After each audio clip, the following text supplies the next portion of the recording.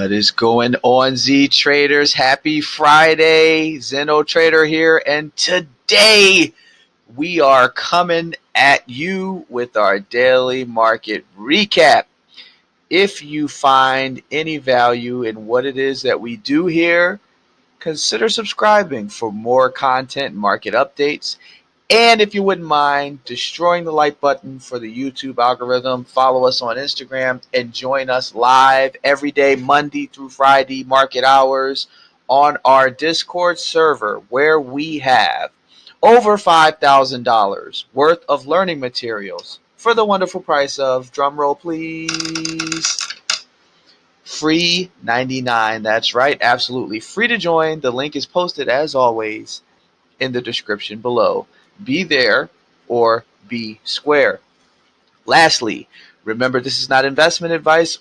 This is for educational purposes only. Do not hop into anything discussed here without your prior due diligence, as these are not trading signals, but rather my thoughts on specific securities. So with that out of the way, ladies and gentlemen, let's get into it. TGIF, folks, happy Friday. We made it to the end of the week. And boy, what a week it was. The Dow Jones Industrial Average actually closed up 477 points on the day, a stark reversal from the lows. As you can see, we do have a long green doji candle on the daily chart.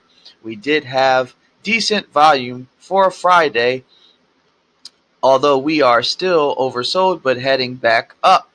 So this could be a sign of a little reversal. I mean, it's really indecisive. The Bulls won slightly, but still overall we are down tremendously on the week. All right.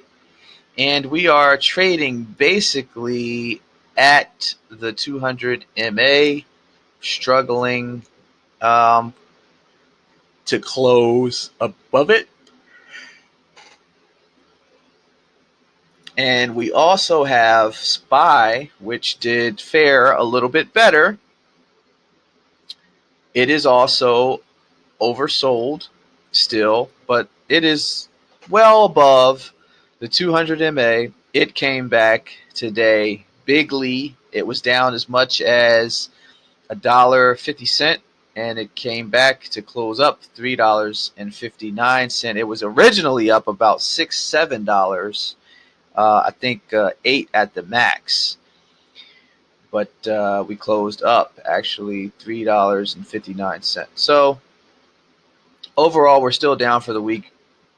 Big, and we have a big gap here, but I'm not concerned about these gaps right now at all. And it's interesting because it had a gap on the way up and the gap on the same and on the way down in the same pricing area. So there's going to be when we do finally hit somewhere in here, that's going to be huge. And obviously it may have to be on the way back up, but who knows, we could skip it again. So, but when we do fill it, it's going to be crazy, and we're going to be right there to walk you through it. Let's take a look at the levels on SPY and TradingView. It's chopping along here, an old support, and we don't really like to look at chop. It'd be more comfortable if it was actually on one of these, but no. So it could go either way. We could come up to S1, get rejected, break back down, or break through it and continue to go back up. Or we could continue down from here. But this is the danger zone, this little zone in here. So I don't know. This is going to be a fight that the Bulls are not going to want to lose. I could tell you that, because this is the dead zone in here. Once we break this, that's it. So the Bulls are still keeping it up. I mean, yeah, we kind of in here, but we just been chopping at the surface. But once we break down and get past here, it's over. So 295, if we get below 295, we're done. So if we can get a close above 307, we'll be back in the building as far as maybe looking at some calls. Not really much economic data came out today.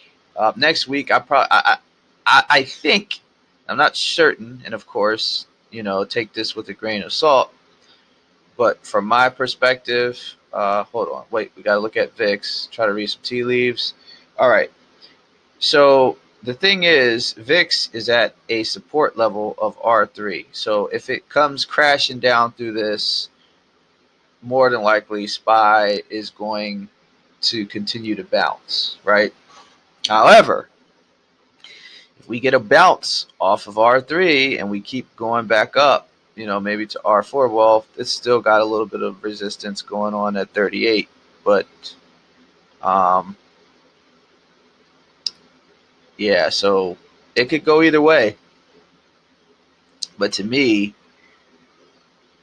this is a significant price level. So, we did bounce a little bit. You can see the pin bar. So,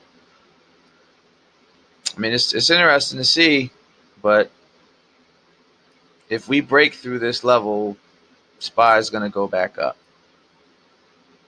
So pay attention next week. Next week is going to be very critical. So personally, I think SPY is going to chop around a little bit, bouncing up and down, and then choose a direction. So let's take a look at it.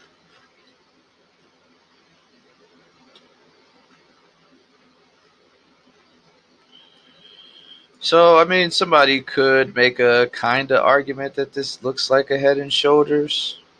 If you want to take it as that, maybe. That remains to be seen. Yeah, it could be.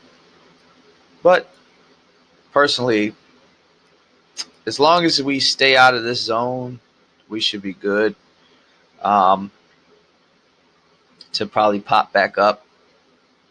But eventually, all the pundits on Wall Street think we're going to retrace the bottoms, and traditionally we always have. So there's no reason to think that this is an exception.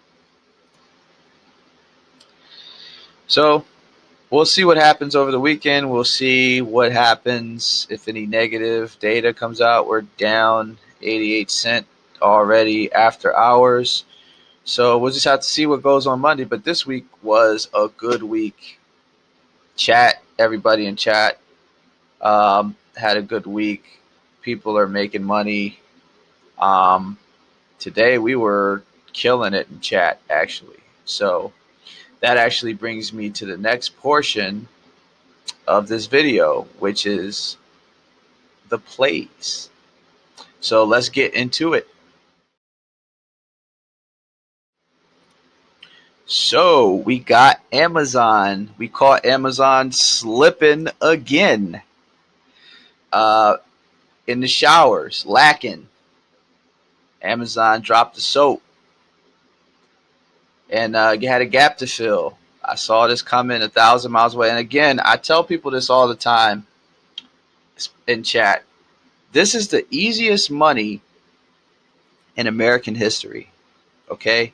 Gap fills are so, because it's just, it's so predictable. It's one of the most predictable things about the market, if nothing else.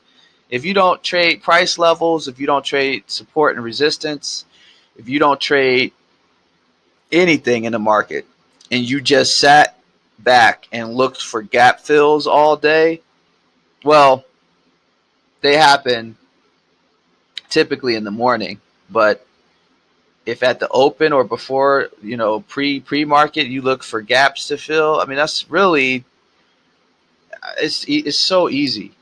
But they'd have to be liquid options, and of course the spreads would have to be good justifiably in order to get in. But with that prerequisite out of the way, if you could find gap fills, I mean, you could make serious money. And then you can go in with bigger position sizes because it's going to be a winning play, right? Because once it hits the gap, like Now, I'm not talking about all the chop that goes on before we hit.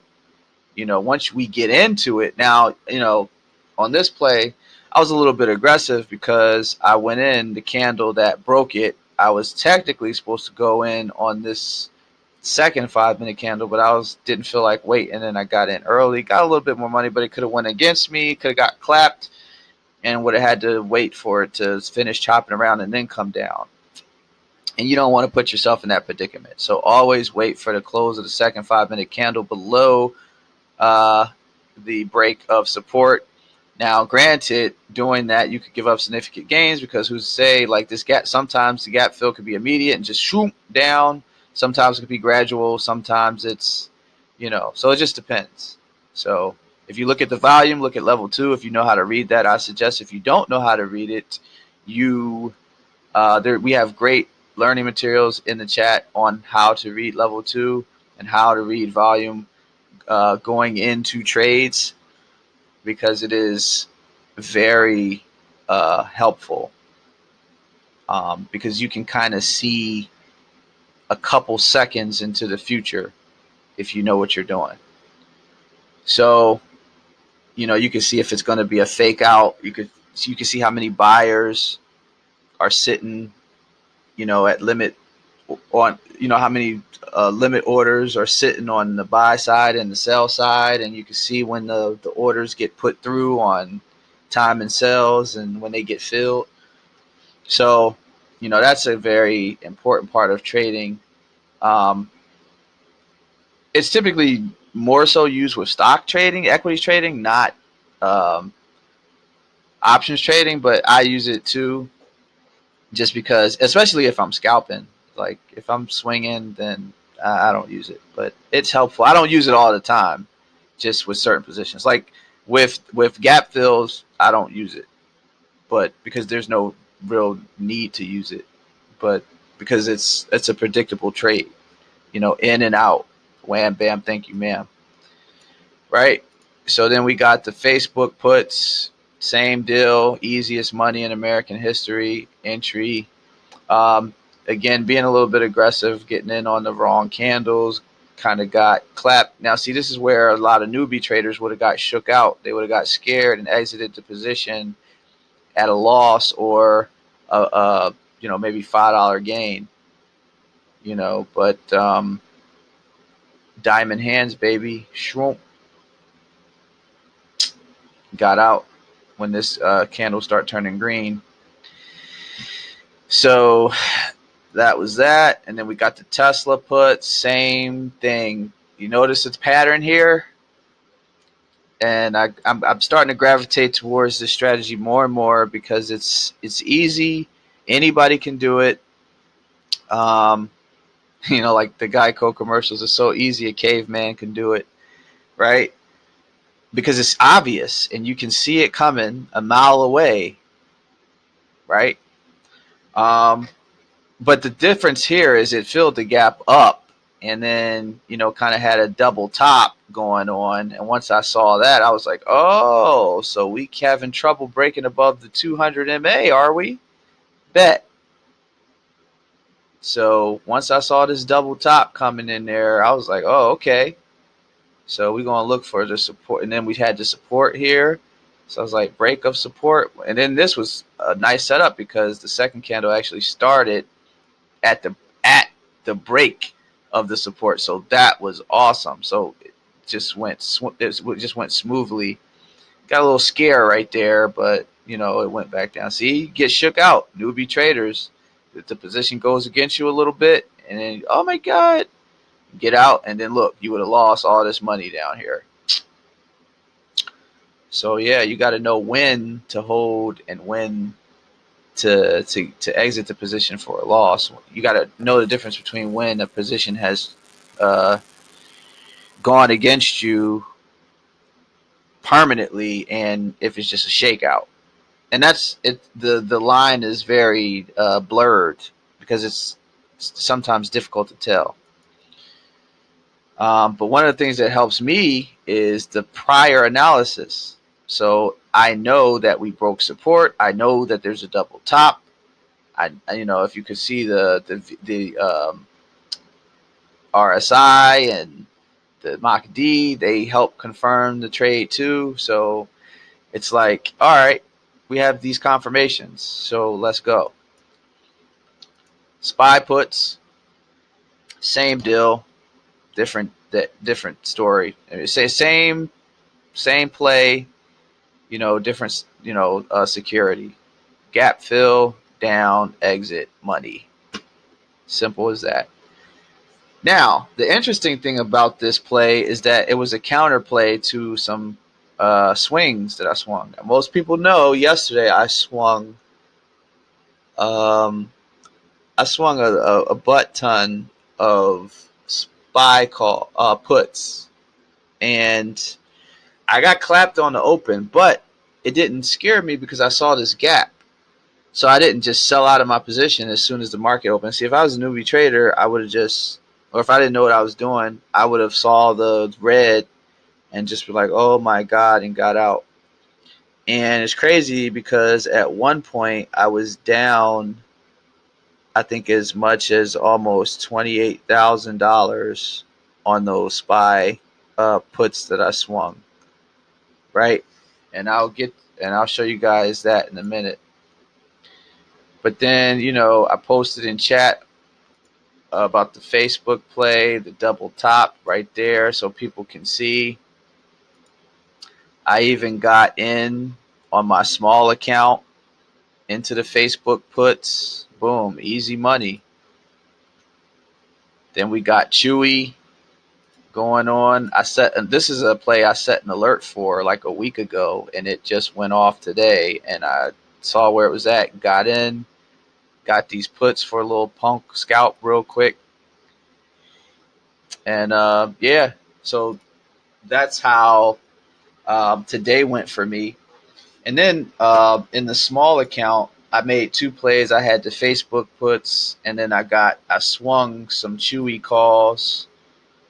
So, today was a nice day a nice comeback day because we were down because we had some Wells Fargo calls that went against us because it's like as soon the next day, and the Wells Fargo calls was printing too. And as soon as, the next day, here comes this market crash. Thanks a lot. And of course, because we bought Wells Fargo off of, I think they were down like something like 8% that day. And I just bought them at the bottom. I was like, all right, we're going to bounce. Nope. Got clapped. So we're making a little comeback. We had a speed bump there in the small account challenge, but we back up. You know what I mean? Can't keep a good man down. So in the big account, we got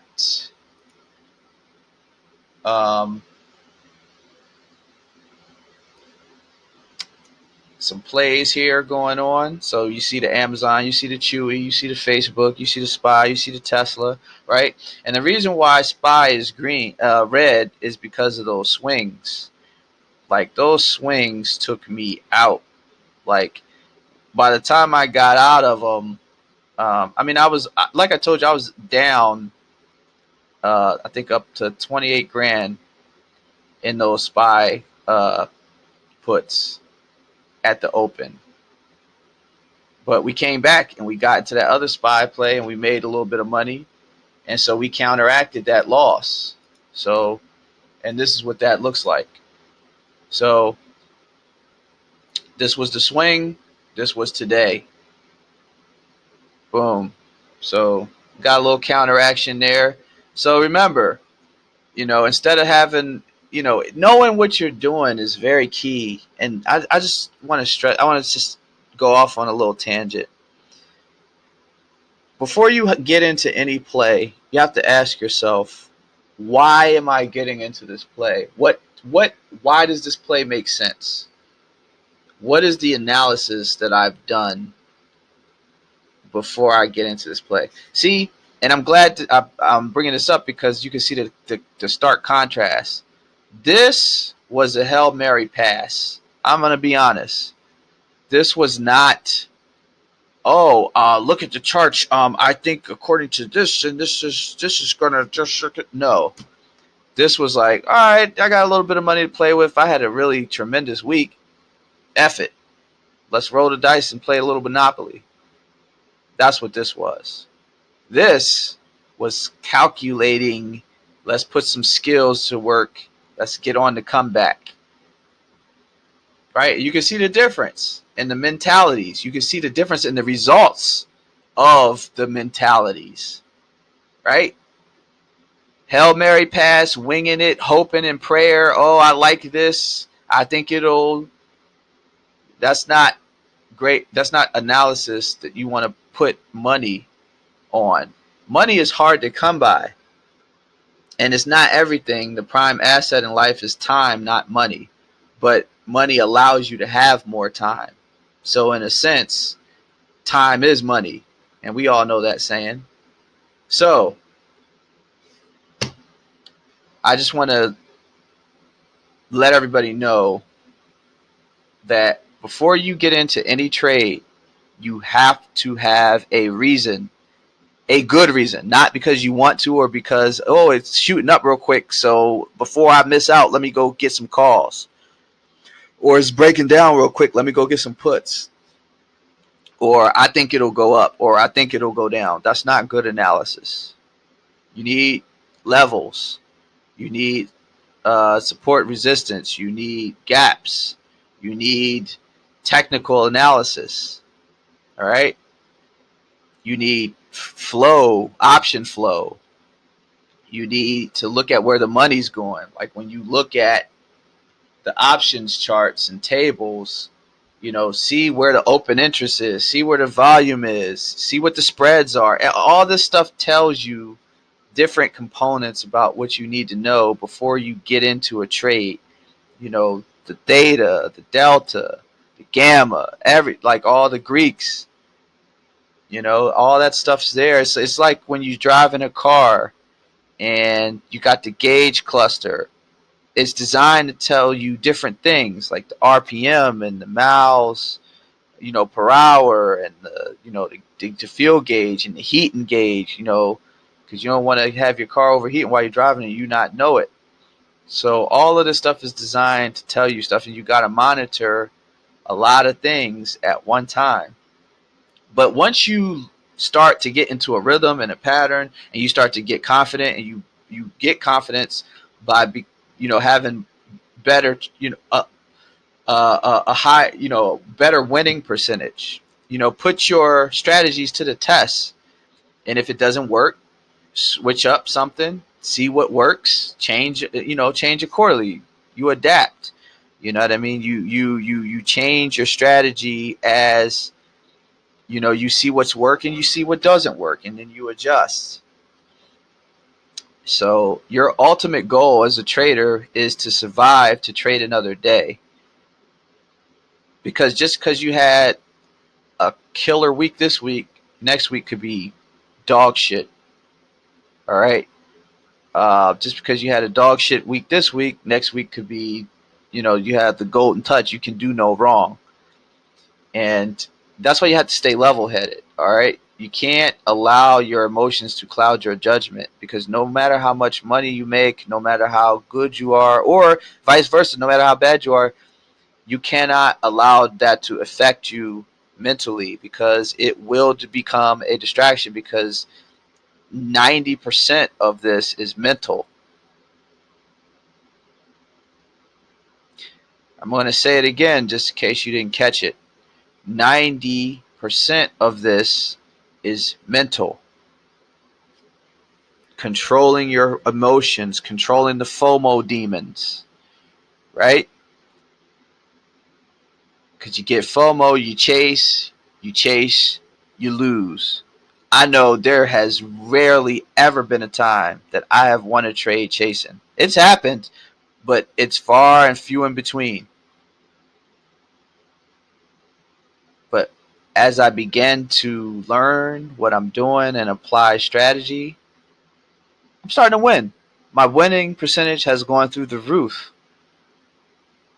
just by changing a few things about the way I trade.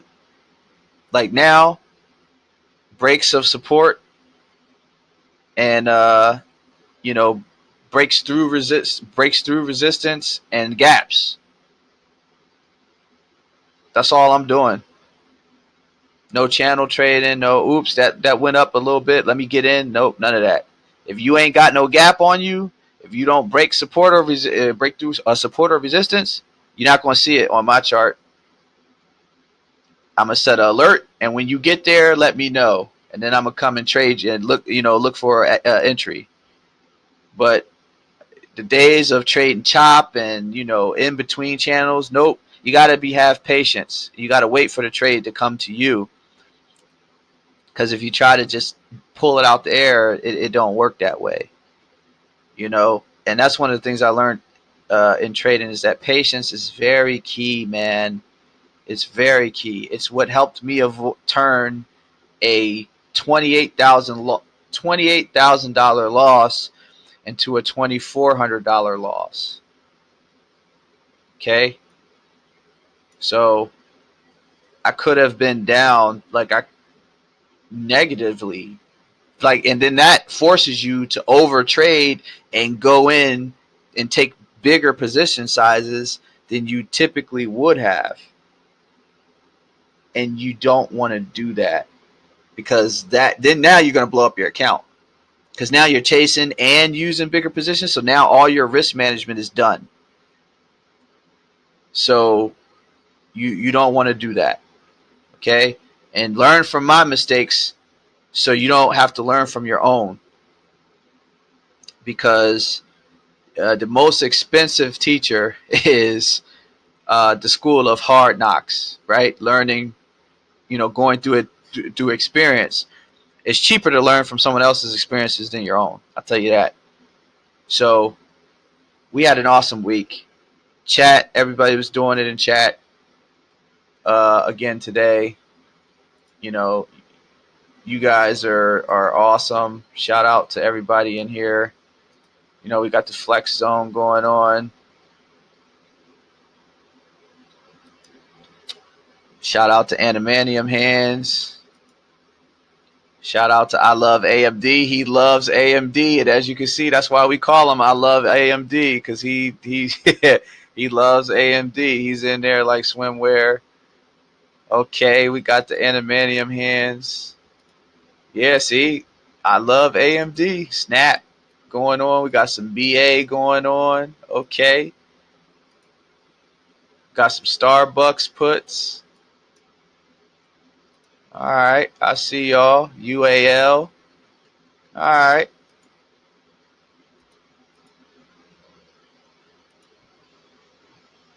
So yeah, we do it.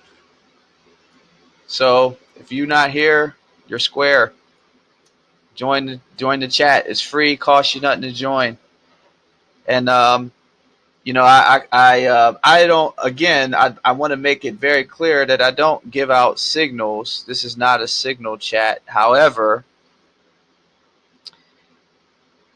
it's a learning chat, right? We got options 101, intermediate techniques, advanced techniques, lingo, all kinds of stuff, chart patterns, all the information you want to know about anything option related, deltas, whatever. Like if you started from 101 and worked your way up, I mean, you'd be good to go. I mean, we've have so much information in here. It's ridiculous. And it's for free. People charge thousands of dollars for this stuff, but I'm giving it away for free. And all I ask you in return is to like and subscribe, join the chat, share the videos, share the knowledge, pay it forward, just like I'm trying to do. Because I feel like I make enough. The talent, the skill that you learn in trading pays for itself. So there's no need for me to charge everybody else if I'm making money trading, right? Because I don't need the money.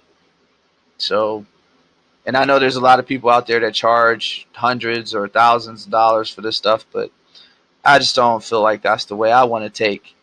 Now, if there's other ways in the future to monetize it, maybe I'd be open to that, depending on how my situation changes. But initially and right now, and with the way things are going, people need something like this. I wish I would have knew about this like 15 years ago. I'd be a millionaire right now. Like I would. It's crazy, but I've gone on long enough. I don't want to make this video too long. That's all the time we have for today. Remember, guys, plan your trades, trade your plan. Bulls make money, bears make money, but pigs, you know what happens to them? They get slaughtered.